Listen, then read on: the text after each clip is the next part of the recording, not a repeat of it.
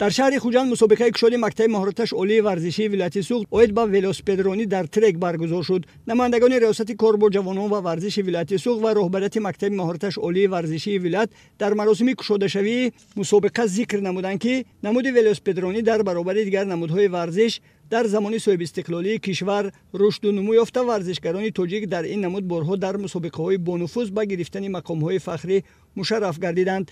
قید کرده شد که امروز ورزش در جهان معاصر از معمولترین ساحه دانسته می شود که هر نفری با آن مشغول همیشه تندرست، نیرومند، چست و چالاک و روحان و جسمان سالم می باشد.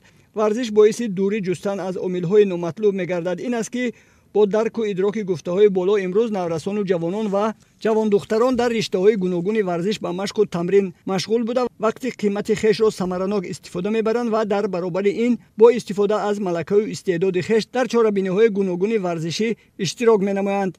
در این چاره‌بینی ورزشی زیاده از 30 نفر ورزشکار از شهر دوشنبه، ولایت‌های سوغد و ختلان و جمهوری همسایه ازبکستان اشتراک و مهارت سنجی کردند.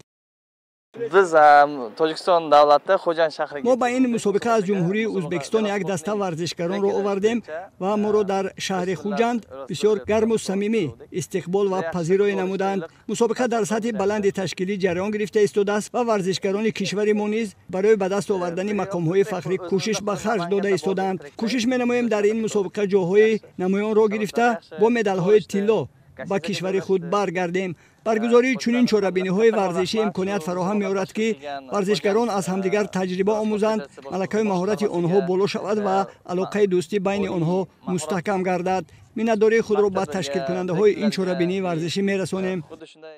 مسابقه در نمود ولوسپدرانی در مسافه 2000 متر از جای ایست و تعقیبات در مسافه‌های 2000، 3000 و 4000 کیلومتر جریان گرفت. این چاره‌بینی ورزشی با مقصد بلند برداشتن ملکه مهارت ورزشکاران، مستحکم نمودن علاقه دوستی و رواج و عمومیت این نمود ورزش از طرف مکتب مهارتش عالی ورزشی ولایت سوغد راه اندازی شده در سطح بلند تشکیلی جریان گرفت. بعد انجام مسابقه غالبان و جایزه‌داران با مدال و افتخارنامه و تحفه‌های خاطروی مکتب مهارتش عالی ورزشی ولایت سوغد قدردانی کرده شدند. قید کرده شد که با مقصد رشد و عمومیت این نمود در مؤسسه دولتی مکتب مهارتش عالی ورزشی ولایت سوغد منتظم چنین چاره‌بینی‌های ورزشی برگزار می‌گردند.